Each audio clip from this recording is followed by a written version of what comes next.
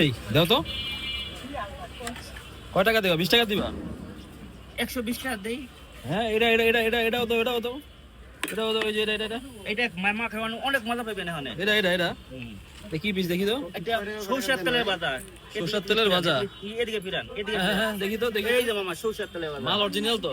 একবার অরিজিনাল বড় মুরগি। আচ্ছা আচ্ছা আচ্ছা। 6 কেজি চাইলে। আর কি দিবা?